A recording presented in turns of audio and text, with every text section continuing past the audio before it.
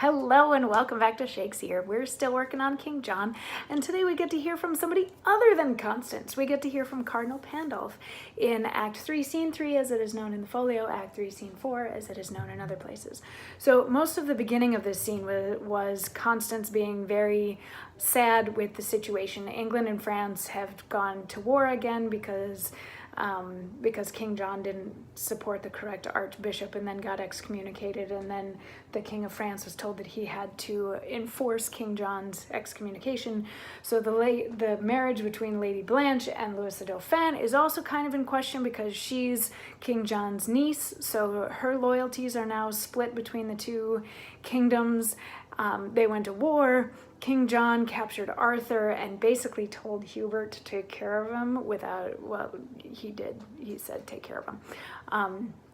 And Constance is sure that she's never going to see her son again, so she figures she might as well just curl up somewhere and die. And she was putting the men in their place earlier as they were like, you're being overly dramatic. And she's like, you never had a kid, so shut your face. And then she goes off in her quote-unquote madness, though to call her mad is maybe a little unfair and maybe a little misogynist, but whatever.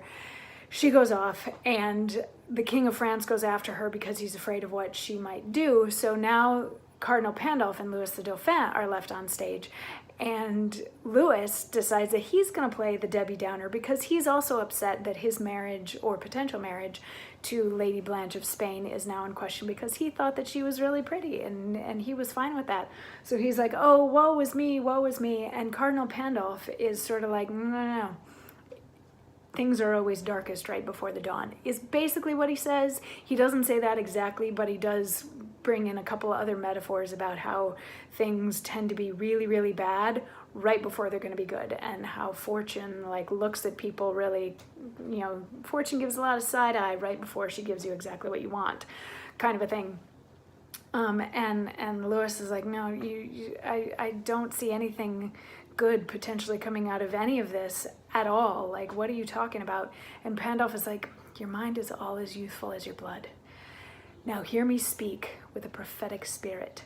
For even the breath of what I mean to speak shall blow each dust, each straw, each little rub out of the path which shall directly lead thy foot to England's throne.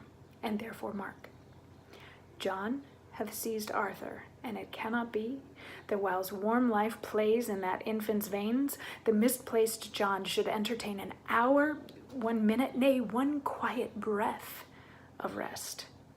A scepter snatched with an unruly hand must be as boisterously maintained as gained, and he that stands upon a slippery place makes nice of no viled hold to stay him up. That John may stand, then Arthur needs must fall. So be it, for it cannot be but so. Dun, dun, dun. So Cardinal Pandulph, there's a couple of things that he's saying here. One of them is that he basically knows that King John is going to at least try to have Arthur killed, because as long as Arthur is alive, King John's claim to the throne is threatened.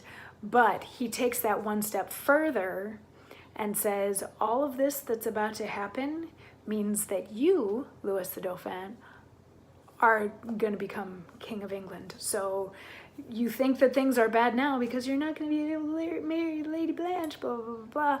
But all of this is setting things up for the long game so that you can become King of England. And we get to hear a little bit more tomorrow from Pandulph in how exactly that plot gets to play itself out. So, intrigue. Yeah, I'll see you tomorrow for more.